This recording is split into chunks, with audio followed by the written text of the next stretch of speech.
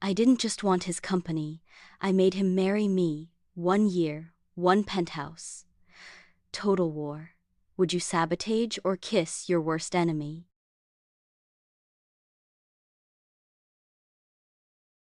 The Adrian Vale Innovations flagship R&D lab hung thick, not with the ozone tang of innovation, but with the stale scent of impending failure. Adrian Vale traced a finger over the sleek prototype gathering dust on a workbench, the Guardian, a revolutionary privacy chip. Its ethical safeguards were its brilliance and its commercial death sentence. He'd refused to compromise, stripping out the backdoors demanded by lucrative government contracts. Now, that integrity felt like lead in his stomach as he surveyed the half-empty lab. Whispers of layoffs slithered through the corridors he'd once filled with infectious optimism. Across the city, in the obsidian tower of Sterling Capital, Ava Sterling surveyed her domain. Floor-to-ceiling windows framed a panorama of conquest. Her gaze, sharp as a honed blade, landed on a financial report glowing on her minimalist desk. Vale Innovations, Q3 results, catastrophic. A predatory smile touched her lips. Prey. Project Phoenix was greenlit. Vale's bleeding-edge patents, its loyal, talented engineers, they were the missing pieces in her empire's ruthless puzzle. Annihilation was the strategy, absorption the goal. The assault was swift and brutal. Anonymous leaks painted Adrian as a naive dreamer drowning his company in ethical quicksand. Key engineers, lured by obscene Sterling Capital bonuses and veiled threats about Vale's imminent collapse, vanished overnight. Vale's stock price plummeted like a stone. Adrian fought back, rallying his shell-shocked team, desperately courting alternative investors. His passion, once magnetic, now sounded like pleading. Each rejection was a gut punch. Ava watched the carnage via sterile financial reports and surveillance feeds, her satisfaction clinical. Victory was a spreadsheet cell awaiting her input. The final blow came in the opulent, suffocating boardroom of Vance Holdings. Eleanor Vance, silver-haired and radiating old money authority, represented the crucial block of investors Ava needed to seal Vale's fate. Adrian, in a suit that felt like borrowed armor, presented a last-ditch restructuring plan, his voice hoarse with defiance. Ava countered with surgical precision, dismantling his projections, highlighting the bleeding cash reserves, her arguments as cold and hard as the marble table. Eleanor listened, her expression unreadable. Then she steepled her fingers. "Miss Sterling," she began, her voice like dry ice, "your acumen is undeniable.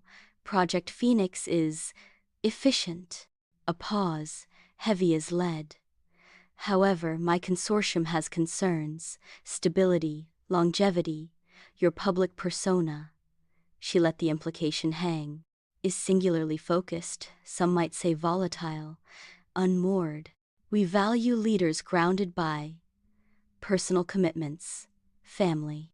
Ava's perfectly composed mask didn't crack, but inside, fury ignited like a magnesium flare. Unmoored?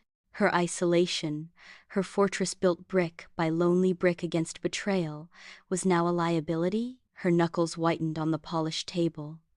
The room held its breath. Adrian saw the flicker in her glacial eyes, a predator cornered. He braced for the killing strike. It came, but not as expected. Ava rose, a panther uncoiling. Her smile was a razor slash. "Family stability, Eleanor? A cornerstone of responsible stewardship? I couldn't agree more." She turned, her gaze locking onto Adrian with terrifying intensity. "Which is why I propose a solution guaranteeing unparalleled stability for Vale Innovations, a smooth transition for its invaluable employees, and absolute confidence for investors." She paused, letting the tension coil to breaking point. "Adrian Vale, marry me." Silence. Utter, profound silence. A dropped pen would have sounded like a gunshot. Adrian felt the blood drain from his face, replaced by a wave of scalding humiliation. He stared, uncomprehending. Marry her? The architect of his ruin? Murmurs erupted, shocked, disbelieving, scandalized. Eleanor's eyebrows climbed towards her hairline. A 1-year binding marriage contract, Ava continued, her voice cutting through the din. Publicly united, privately pragmatic, it neutralizes any perception of volatility, ensures Adrian's continued, albeit guided, involvement for employee morale during transition, prevents costly, distracting legal battles. She listed the benefits like bullet points. After 1 year, controlling interest transfers seamlessly to Sterling Capital. Clean, efficient, stable. Adrian's world tilted. He saw the faces of his team, their jobs hanging by this obscene thread. He saw the investors nodding slowly, the cold logic of Ava's perverse proposal penetrating their old-world sensibilities. Eleanor's slight, calculating nod was the final nail. He was being sold, packaged as a trophy husband to appease archaic notions of propriety while his life's work was dismantled. The humiliation was a physical ache. The contract arrived that night, couriered in a sleek black folder. Adrian paced his soon-to-be-lost office, the city lights mocking him. The terms were ironclad, drafted by Ava's legion of legal sharks. Cohabitation in her sterile penthouse. Mandatory public appearances projecting marital bliss. Strict fidelity clauses, a cynical joke. And the core. Vale handed over lock, stock, and ethically compromised barrel after 12 months. No clauses about personal sabotage. That battlefield, Adrian realized with a chill, was terrifyingly undefined. Sunrise found him hollow-eyed, the pen heavy as sin in his hand. He thought of Sarah in accounting, about to adopt, Leo, his CTO and friend, mortgaged to the hilt. The interns buzzing with ideas they'd never get to implement. He signed. The ink felt like blood. Moving into Ava's penthouse was like stepping onto an alien planet. All sharp angles, monochrome surfaces, and breathtaking, impersonal views. It smelled of lemons and detachment. Ava greeted him at the door, not with a smile, but with a printed list of rules. Separate wings, defined zones, communication via a shared digital calendar, and terse notes. No unnecessary interaction. "This is purely transactional, Vale," she stated, her voice devoid of inflection. "Keep to your quadrant." She gestured towards a hallway as cold as her eyes. Adrian dropped his single suitcase, a stark symbol of his diminished life, in the stark guest suite. The silence was deafening, broken only by the hum of the climate control and the thrum of mutual, seething disdain vibrating through the polished concrete floors. The battlefield hadn't closed, it had merely expanded. The boardroom awaited, but the war, Adrian knew, staring at the closed door to Ava's wing, had just entered its most intimate and dangerous phase. The hostile takeover was complete. Now came the hostile marriage. The penthouse wasn't a home, it was a meticulously curated cage. Adrian's wing felt like a high-end hotel suite designed by someone who despised comfort. The vast, open-plan living area, dominated by a single uncomfortable-looking sculpture and a couch seemingly carved from ice, became a demilitarized zone traversed only under silent mutual truces. Ava moved through the space like a ghost in tailored silk, her presence announced only by the sharp click of heels or the faint scent of expensive, unsmiling perfume. Communication existed solely through a shared digital calendar. Board mound, 9 a.m., wear navy. And terse notes left on the cold quartz countertop, cleaners Thurs, remove personal items. Dinner, when they dared occupy the glacial dining table simultaneously, was a silent affair punctuated by the scrape of cutlery and the deafening weight of unspoken hostility. Adrian took refuge in his room, the vibrant, slightly chaotic energy that had defined his old office replaced by sterile order. He missed the hum of his team, the whiteboards covered in hopeful scribbles, the smell of Leo's terrible coffee. Here the silence screamed. He found himself straining to hear any sign of life from Ava's domain, the muffled chime of a notification, the distant rush of water in her shower, not out of interest, but as a reminder he wasn't entirely alone in this gilded purgatory. The mutual disdain was a constant, low-frequency hum beneath the surface, ready to erupt. The boardroom of Vale Innovations became the primary theater of war. Ava, installed as interim CEO with Adrian relegated to a token strategic advisor role, wielded her authority like a scalpel. Her first act was a brutal efficiency review. Adrian watched, jaw clenched, as she dissected departments with chilling detachment, her gaze fixed on the bottom line. "The Guardian Project," Ava stated during her first major strategy meeting, her voice echoing in the tense room. Leo Chen, Adrian's loyal CTO, sat rigid beside him, radiating protective fury. "Sentimental value aside, it's a financial black hole. Terminate it. Redirect resources to Project Apex." Apex was Adrian's nightmare, leveraging Vale's core privacy tech for aggressive data monetization, stripping away the ethical safeguards Adrian had championed. Adrian slammed his palm on the table, the sound cracking through the silence. "Terminate? Apex is everything we stood against.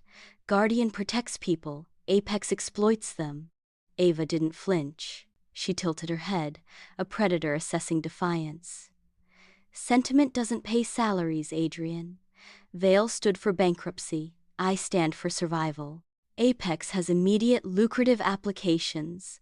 Guardian has principles."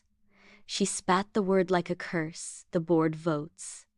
Her eyes swept the room, landing on each newly appointed Sterling Capital ally. The vote was a foregone humiliation. Adrian saw the defeat in Leo's eyes, the flicker of fear in the remaining Vale staff present.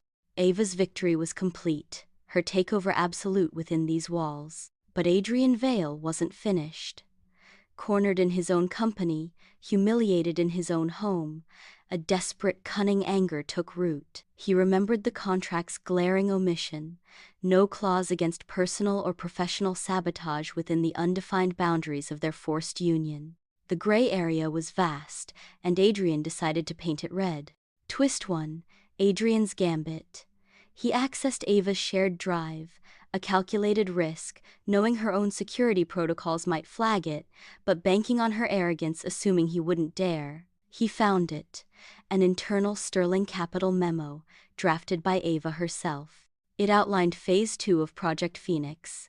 Post, marriage stabilization, implement aggressive workforce optimization targeting legacy Vale departments, RD, customer support. 40% reduction minimum. Redundancy packages at statutory minimum. It was cold, clinical, and utterly damning. Adrian didn't leak it directly. Instead, he carefully anonymized the source and fed it to a notoriously tenacious tech journalist known for her sympathy towards underdogs and ethical causes, framing it as a distraught Vale insider leak. The headline exploded the next morning: "Sterling Capital's Phoenix Plans Massacre at Vale Post-Marriage." Public outrage was immediate. Sympathy swung violently towards Vale and its beleaguered, principled founder. Ava's carefully constructed image of stability cracked. Investors buzzed nervously. Adrian braced for nuclear retaliation. He found it waiting on his sterile penthouse countertop the next evening. Not a note. A single, folded printout of the damning article, scribbled across the top in Ava's precise, sharp handwriting: predictable, amateurish sentimentality, but resourceful. The fury was there, simmering beneath the words, but so was something else, a grudging, icy sliver of respect. It unsettled him more than outright rage. Twist 2. Ava's counterstrike. She didn't fire him, she didn't scream, she waited. Weeks later, during a critical board review of a struggling but beloved Vale project, Harmony, an AI tool designed to help nonverbal children communicate, a project Adrian had personally championed and funded against all financial logic, Adrian sent Ava a late-night email. Exhausted, frustrated by the board's skepticism led by Ava's cold logic, he poured his heart out. He wrote passionately about the kids they'd helped, the parents' tears of gratitude, the human value beyond spreadsheets.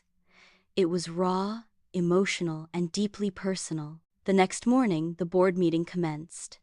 Ava, cool and composed, presented her data-driven dismantling of Harmony. Then, with a flicker of something almost like apology in her eyes that Adrian instantly distrusted, she said, "Adrian, perhaps you could offer your perspective? You seem deeply invested." Before he could speak, she added, "In fact, your email last night articulated your position quite vividly. I took the liberty of forwarding it to the board for context. Let's discuss." She clicked a button. Adrian's blood ran cold. His passionate, rambling, deeply personal email flashed onto the large screen for all to see. The board members shifted uncomfortably. One stifled a smirk. Adrian saw his vulnerability laid bare, his emotional plea transformed into evidence of unfocused, unprofessional leadership. He was mortified, exposed. Ava met his stricken gaze. Her expression was unreadable, but the message was clear. "I see your heart, Adrian Vale, and I know exactly where to strike." The ruthless efficiency of it was terrifying. Yet, perversely, Adrian understood the move. It was pure Ava Sterling, and in that moment of utter humiliation, a sliver of unwanted understanding pierced his anger. The charity gala was a mandatory contract obligation, a glittering cage of champagne flutes and false smiles. Ava, in a gown that looked like liquid obsidian, moved through the crowd with lethal grace, Adrian a tense, unwilling shadow at her side. They performed their roles, the hand lightly resting on his arm, the occasional murmured exchange that looked intimate but consisted solely of logistical instructions. "Smile for the cameras near the orchid display." The air between them crackled with suppressed animosity and the confusing residue of their recent skirmishes. It shattered when Robert Kincaid, a brash venture capitalist known for his love of schadenfreude and expensive scotch, lurched into their path, his breath reeking of both. "Vale!" he boomed, clapping Adrian painfully on the shoulder. "Still playing house with the she-wolf, eh? Admirable stamina. Though hard to lead a company from your new position, isn't it?" He leered, drawing snickers from his hangers. On Adrian stiffened, humiliation washing over him. Before he could form a retort, Ava stepped forward. Not aggressively, but with a terrifying, glacial calm. Her smile didn't reach her eyes, which had turned arctic. "Robert?" she purred, her voice cutting through the background chatter like a scalpel. "How predictable. Liquor always reveals the underlying weakness, doesn't it? Like your portfolio's disastrous foray into cryptocurrency last year. What was the loss? 40%? Kincaid's face flushed crimson. Ava tilted her head, her gaze unwavering. "As for Adrian's leadership, perhaps you confuse vision with your own myopic focus on quarterly grift. He built something meaningful at Vale, something that inspired loyalty. Can you say the same about anything you've ever touched?" Her words were precise, brutal, stripping Kincaid bare in front of his peers. "Now, if you'll excuse us, we have actual stakeholders to engage with." She looped her arm through Adrian's, not gently, but possessively, and steered him away, leaving a stunned silence and a spluttering Kincaid in their wake. Adrian was reeling. She'd defended him. Not his actions, not his business sense, but his vision. The protectiveness in her words, the ferocity of her dismissal, shocked him to his core. He glanced at her profile, sharp and unyielding in the gala lights. For a fleeting second, he saw something beyond the ruthless predator, a fierce, almost primal loyalty. It vanished as quickly as it appeared, replaced by her customary mask. But the crack in her armor was undeniable. Later that night, unable to sleep, Adrian ventured towards the kitchen for water. He froze in the shadows of the hallway. Ava sat hunched at the vast, empty dining table, bathed in the cold glow of her laptop screen. The obsidian perfection of her gown was replaced by a simple silk robe. Her hair, usually a severe knot, was loose, falling around her face. The rigid posture was gone. She looked exhausted, defeated, almost. Her fingers massaged her temples, a vulnerability Adrian had never imagined possible. He watched, transfixed, as she stared blankly at the screen, the weight of her empire, or perhaps just the sheer, grinding loneliness of it, etched onto her face for a single, unguarded moment. Then, As if sensing his presence, her head snapped up. The mask slammed back into place, colder and harder than before, but the glimpse remained, seared into Adrian's mind. The tension became a living thing, a charged wire strung taut between them. It snapped one rain-lashed night. Adrian, fueled by fury over Ava's latest proposal to gut Vale's employee healthcare plan, confronted her in the sterile living room. "It's not just money, Ava. These are people, families." Ava whirled around, her eyes blazing. "Sentiment is a luxury you couldn't afford, Adrian. Your bleeding heart bankrupted them. I'm cleaning up your mess with the only tools that work: reality and ruthlessness." Reality? Or just the excuse you use to justify crushing anything that doesn't fit your sterile, soulless vision? Adrian shot back, stepping closer. "What happened to you? Was there ever anything human under all this ice?" Something primal flickered in Ava's eyes. "Human," she hissed, her voice low and dangerous. "Human gets you betrayed. Human gets you left with nothing." The raw pain in her voice was startling. Adrian pushed, driven by a desperate need to understand the enigma before him. "Who broke you so badly you built this fortress? Who made you so naive you thought kindness could pay the bills?" Ava retorted, stepping impossibly closer, the air crackling with decades of resentment and something else, something hot and undeniable. Their breaths mingled, the rain hammering against the floor-to-ceiling windows a frantic drumbeat. The space between them vanished. It wasn't gentle. It was a collision, lips meeting with bruising force, a desperate, angry clash born of years of rivalry and weeks of unbearable proximity. It was fire and ice, hatred and a shocking, overwhelming hunger. Adrian's hands tangled in her hair, hers fisted in his shirt, pulling him closer as if to devour or destroy. The world narrowed to the frantic beat of their hearts, the taste of salt and anger, and the terrifying, exhilarating blurring of the line that had defined them. They tore apart as if electrocuted, gasping, staring at each other with identical expressions of horror and dawning, bewildered realization. The hatred remained, fierce and familiar, but now intertwined with an undeniable, terrifying attraction. The carefully constructed battle lines had just been obliterated. In the days that followed, an uneasy truce settled, charged with a new, dangerous electricity. They observed each other differently.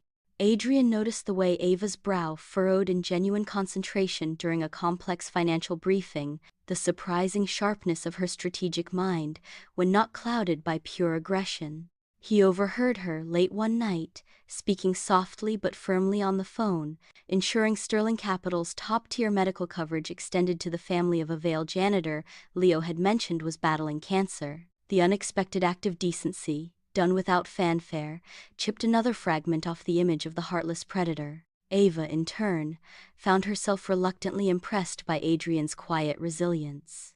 During a sudden server crisis threatening the launch of a minor but symbolically important Vale project, she watched him in the crisis room. Gone was the idealistic dreamer. In his place was a focused, decisive leader, barking clear instructions, calming panicked engineers, his technical knowledge and ability to inspire his team undeniable. He wasn't just heart. He had a formidable mind when backed into a corner. This fragile, confusing détente was shattered by Marcus Finch. Ava's ambitious, snake-like second-in-command had watched Ava's focus shift with growing unease. The marriage was a farce, but Adrian's presence, the glimpses of Ava's wavering ruthlessness, threatened Marcus's own path to power. He saw his opportunity with the upcoming launch of Nexus, Vale's last hope for independent viability before the contract expired. If Adrian failed spectacularly, it could trigger breach clauses, humiliate him, and push Ava to finally crush Vale completely. Twist 3. Marcus's Gambit. Marcus, with meticulous care, planted a subtle, devastating flaw in the Nexus core code, a time-delayed failure that would cause catastrophic data corruption during the live public demo. He ensured the digital trail pointed squarely at Adrian, evidence of incompetent oversight and rushed, emotional decision-making. The day of the launch dawned. Tension crackled in the Vale control room. Adrian, Leo, and the team were ready, unaware of the viper in their midst. Marcus lurked near Ava, whispering calculated doubts about Adrian's readiness, feeding her suspicion. As the demo commenced, everything ran smoothly. Too smoothly. Adrian felt a prickle of unease. Then, 5 minutes in, the screens flickered. Critical data streams began to garble. Panic erupted. "What's happening?" Leo yelled, frantically typing. "It's the core validation protocol," a lead engineer shouted. "It's rejecting its own integrity checks. It's imploding." Adrian's blood turned to ice. Public humiliation, investor fury, proof positive of his failure. He saw the contract dissolving, Vale finally lost. He looked towards Ava, expecting cold triumph. Instead, he saw her staring intently at her tablet, her face pale but focused, fingers flying across the screen. She wasn't gloating, she was working. Suddenly, the corruption stopped. The data stream stabilized. The demo, shaky but intact, limped to its conclusion. The room erupted in relieved, confused cheers. Adrian sagged against a console, his heart pounding. He looked back at Ava. She met his gaze, gave a single sharp nod, then turned and strode out, Marcus trailing behind her, his face a mask of barely contained fury. Adrian didn't understand what had just happened. He accessed the system logs later, his hacker instincts from university resurfacing.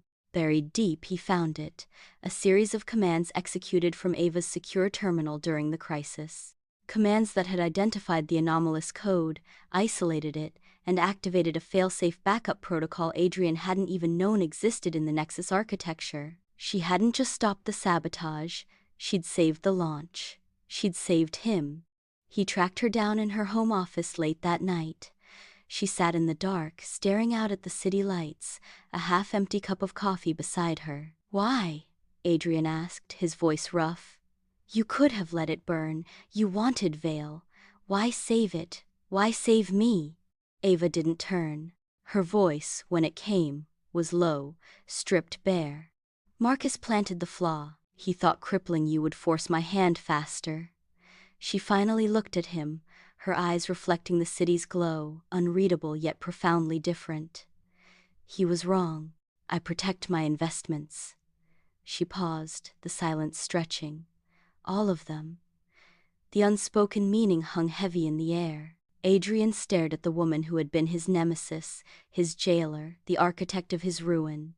She had just shielded him from destruction. The fortress walls hadn't just cracked, a breach had been blown wide open. The hostile takeover marriage had just become infinitely more complicated, and the path ahead, shrouded in the city lights beyond the window, was terrifyingly uncertain. The game had irrevocably changed. The air in the penthouse, once thick only with disdain, now hummed with a different tension, a volatile mixture of lingering animosity, the raw memory of their kiss, the bewildering shock of Ava's intervention against Marcus, and a terrifying, uncharted vulnerability. Saving Nexus, saving him, had demolished a fundamental pillar of their adversarial world. Adrian found himself watching Ava, not just as a rival or captor, but as a puzzle he desperately needed to solve. Her quiet intensity over breakfast, the way she absently traced the rim of her coffee cup, the faint shadows under her eyes that spoke of sleepless nights, details he'd once ignored now screamed for interpretation. The fortress walls were breached, but the territory beyond was mined with emotional explosives. Weeks bled away, the 1-year contract deadline looming like a storm cloud. Vale, stabilized by the unexpected success of Nexus and Ava's ruthless pruning of inefficiencies, executed now with a slightly less brutal edge, Adrian noted, was no longer bleeding, but it wasn't thriving under Sterling's shadow. The public facade of their marriage had settled into an eerie, practiced performance, hands held just long enough for photographers, smiles that didn't quite reach their eyes during interviews, carefully choreographed appearances that projected unity while the private battleground shifted beneath their feet. The hostility had transmuted into a charged, wary awareness, a constant thrum of unspoken questions, and the ghost of that kiss lingering in every shared silence. Then, the blackmail arrived. An anonymous encrypted file landed in Adrian's private inbox. No demands, just evidence.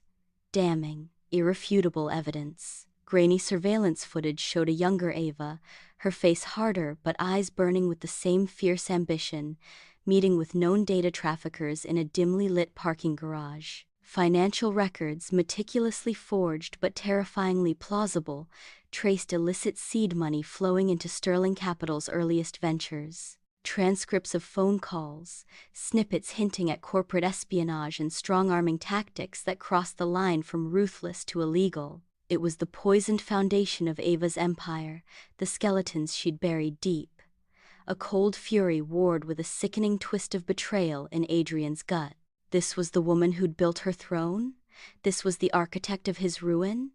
The evidence was a nuclear weapon. He could destroy her, expose her, reclaim Vale in a single, devastating stroke. Vengeance, long simmering, roared to life, hot and righteous. But then he saw her, sitting across the vast, cold dining table that evening, picking at her food, her gaze distant. He saw the flicker of exhaustion he now recognized, the subtle tightening around her eyes when her phone buzzed with a Sterling Capital alert. He remembered the raw pain in her voice when she'd hissed, "Human gets you betrayed." He remembered her hand, steady on her tablet, saving Nexus, saving him. The image of the vulnerable woman in the robe, bathed in laptop light, superimposed itself over the Ice Queen facade. The fury didn't vanish, but it curdled into something more complex, more agonizing. He possessed the power to annihilate her, to repay every humiliation tenfold. But the thought of wielding it felt hollow. Worse, it felt like becoming a darker reflection of her. What would it prove? That he could be just as ruthless? That vengeance was the only currency that mattered? The evidence burned a hole in his encrypted folder, a constant, corrosive temptation. He couldn't hold it in. The tension became unbearable. Late one night, after another silent, excruciating meal, he cornered her in the living room. The city lights glittered coldly beyond the windows. "We need to talk," Adrian said, his voice rough, holding up a tablet displaying the first damning image, the grainy parking garage footage. Ava's gaze snapped to the screen. All color drained from her face, leaving her starkly pale against the dark backdrop. For a fraction of a second, pure, unadulterated terror flashed in her eyes, the look of a cornered animal facing the abyss. Then, the mask slammed down, icy and impenetrable. "Where did you get that?" Her voice was a deadly whisper. "Anonymous source, doesn't matter." Adrian stepped closer, the tablet a barrier and a weapon. "Is it true? Is any of this true?" He scrolled, forcing her to see the financial trails, the transcripts. "This is how you built Sterling? On lies and this?" Ava flinched as if struck. She turned away, her back rigid, shoulders taut. Silence stretched, thick and suffocating. Adrian braced for denial, for counter-threats, for icy fury. Instead, a sound escaped her. A raw, choked gasp that shattered the stillness. Her shoulders began to shake. Slowly, agonizingly, she turned back. The mask was gone, utterly gone. Tears, silent and shocking, tracked down her cheeks. The raw vulnerability he'd glimpsed weeks ago was now fully exposed, a gaping wound. It was the only way," she whispered, her voice breaking. After Daniel." The name hung in the air, heavy with pain. She wrapped her arms around herself, a gesture of profound isolation Adrian had never seen from her. "My partner, my everything. We started Sterling together. He had the charm, the connections. I had the drive, the strategy." A bitter, humorless laugh escaped her. "Or so I thought." She sank onto the edge of the cold, uncomfortable couch, her gaze fixed on some unseen horror in the past. "He bled our accounts dry, forged my signature, left me holding millions in debt, accused of embezzlement I didn't commit. He vanished, with everything, left me destitute, humiliated, facing prison. Her knuckles were white where she gripped her arms. The investors who praised him? They turned on me like wolves, called me unstable, a liability, just like Eleanor Vance did. Adrian stood frozen, the tablet forgotten in his hand. The ruthless corporate raider was gone. In her place was a woman shattered by betrayal, fighting for survival with the only tools she believed were left. I crawled out of that hole, Ava continued, her voice gaining a desperate edge. Piece by broken piece, I found those men. She gestured vaguely at the tablet. They offered capital. No banks would touch me. No legitimate investors. The terms were steep. The methods unclean. But it was that, or prison, or oblivion. She looked up at Adrian, her eyes swimming with tears and a lifetime of hardened pain. I built Sterling on fear because fear was the only thing that worked. Control was the only armor that couldn't be stolen. Trust was a luxury I couldn't afford. Not ever again. Her voice dropped to a ragged whisper. Not until... The unspoken word hung between them. You? Adrian's righteous fury evaporated, replaced by a crushing wave of empathy and a profound sense of shared brokenness. He saw his own reflection in her pain, not the saintly idealist, but the man whose naive trust in pure ideals had nearly destroyed everything he loved. He had judged her ruthlessness without understanding the crucible that forged it. He sat down beside her, not touching, but close. The distance felt immense yet bridgeable for the first time. I trusted too, he said quietly, the confession scraping his throat. Trusted that doing the right thing, the ethical thing, would be enough, that the market would reward integrity. I was blind to the financial realities, Adrian the dreamer, too proud to see the cliff edge. He ran a hand through his hair. I needed your pragmatism, Ava, your ruthlessness even. I just hated needing it, hated you for being right about the mess I'd made. He met her tear-filled gaze. We were both running from different ghosts, building fortresses on poisoned ground. The mutual confession hung in the air, fragile and momentous. The facades they'd worn like armor, the Ice Queen, the idealistic martyr, lay shattered on the polished concrete floor. They were simply Ava and Adrian, flawed, broken, terrified, and undeniably connected by the brutal intimacy of their shared battlefield. The hatred was gone, burned away in the crucible of vulnerability, leaving behind a raw, terrifying potential for something else. The revelation of their shared brokenness forged an immediate, unspoken alliance against the external threat. The blackmailer wasn't just targeting Ava, they were targeting the fragile, newly exposed truth between them. Adrian, fueled by a fierce protectiveness he hadn't known he possessed, combined his technical genius with Ava's network of shadows and legal firepower.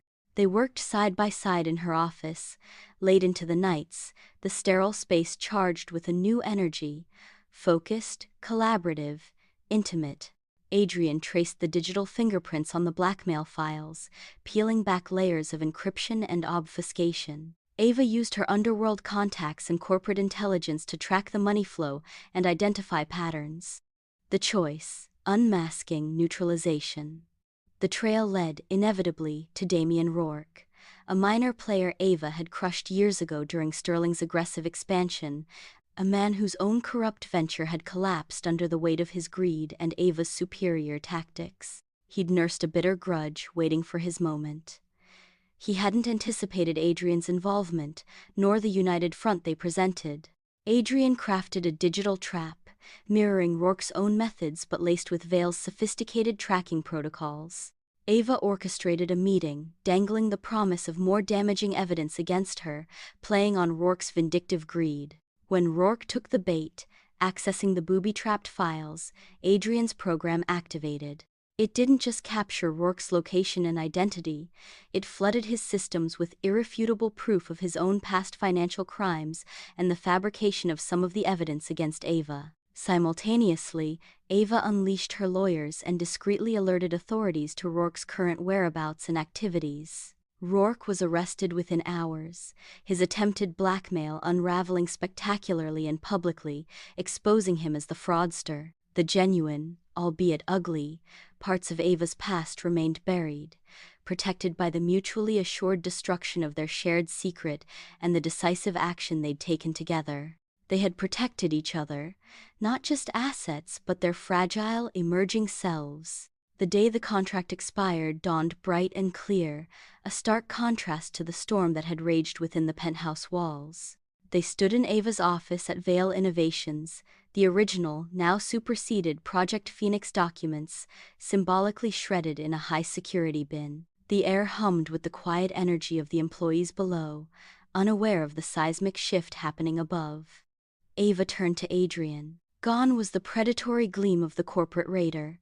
In its place was a focused intensity, tempered by something new, respect and a hesitant hope. She slid a new proposal across the desk. "It's not a surrender," she stated, her voice firm but lacking its former ice. "It's evolution, Sterling Capital and Vale Innovations, a merger, not an absorption. A new entity, Vanguard Collective." Adrian picked up the document, his heart pounding. The terms were revolutionary. Equal co-CEO status. Him leading vision, ethics, driving innovation and the core values Vale stood for. Her leading strategy, finance, ensuring stability and growth. Guaranteed retention of the core Vale team. Full funding and development for the ethically focused Guardian project, with Ava's pragmatic expertise integrated to find viable commercial applications without compromising its soul. It was the best of both their worlds, forged in the fire of their conflict. He looked up, meeting her gaze. The unspoken question hung between them. "After everything, can we do this?" "It's brilliant," Adrian admitted, a genuine smile touching his lips for the first time in months. "But why? You won. The contract is done. Vale is yours." Ava held his gaze, a flicker of the old challenge returning, but softer. "Winning looked different a year ago," she said quietly.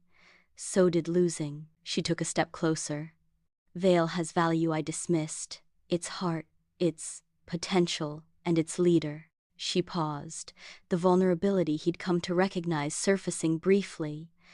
"This," she gestured at the proposal, "isn't just about the company. It's about building something that isn't founded on fear or naivety, something stronger." Adrian nodded, the weight of the past year lifting, replaced by the exhilarating weight of possibility. "Vanguard," he said, testing the name. "I like it." Later, back in the penthouse, the legal documents signed, the corporate future mapped, a different reckoning awaited. The original marriage contract lay on the cold quartz countertop, a relic of their war. Ava picked it up, her expression unreadable. Without a word, she walked to the sleek, modern fireplace Adrian had never seen lit. She pressed a button. Gas flames flickered to life with a soft whoosh. Adrian watched, his breath catching as she held the contract over the flames. The paper, symbolizing coercion, humiliation, and a battlefield, began to curl and blacken at the edges. She let it go. It flared brightly for an instant, then collapsed into ash, consumed by the fire. They stood in the sudden silence, the only light coming from the dying flames and the city sprawling beyond the windows. The barriers, physical, emotional, professional, were gone. The carefully constructed battle lines were erased. All that remained was the space between them, charged with the history of hatred, the shock of attraction, the rawness of shared vulnerability, and the hard-won foundation of respect. Ava turned to him. The Ice Queen was truly gone. In her place stood a woman stripped bare, strong yet uncertain, her eyes holding a question Adrian felt echoing in his own soul. Her voice, when she spoke, was softer than he'd ever heard it, laced with a hesitancy that was utterly new. "What if," she began, then stopped, gathering her courage. "What if we tried this, without the contract?" She gestured vaguely between them, encompassing the penthouse, the shared trauma, the undeniable pull. "Just us? See what this is, without the battlefield?" Adrian looked at her, the fierce intelligence, the vulnerability she now dared to show, the woman who had been his nemesis and, impossibly, his salvation. He saw the reflection of his own journey, the shattered idealist finding strength in pragmatism, learning that compassion needed backbone. He saw not an ending, but a terrifying, exhilarating beginning. A slow, genuine smile spread across his face, warm and relieved, banishing the last shadows of their war. He closed the distance between them, not with the desperate clash of before, but with deliberate, certain steps. He reached out, his hand finding hers, their fingers intertwining naturally, a connection forged in fire. "One day at a time," he agreed, his voice thick with emotion. He pulled her close, not in a performative gesture for investors, but in an embrace that felt like coming home to a place he never knew existed. Her arms wrapped around him, holding on with a strength that spoke of commitment, not conquest. Outside, the city lights glittered, indifferent to the quiet revolution happening high above. The future was unwritten, a vast, uncertain landscape no longer defined by hostile takeovers or the cold calculus of profit and vengeance. It was built on the smoldering ashes of a contract, on the hard lessons learned in the crucible of a forced marriage, and on the fragile, fiercely protected potential they had discovered in the most dangerous game of all: each other. The hostile takeover was over. The real adventure, the one built on choice and the terrifying, beautiful risk of trust, had just begun. Enjoyed the story? Like, subscribe, and hit the bell so you never miss the next one.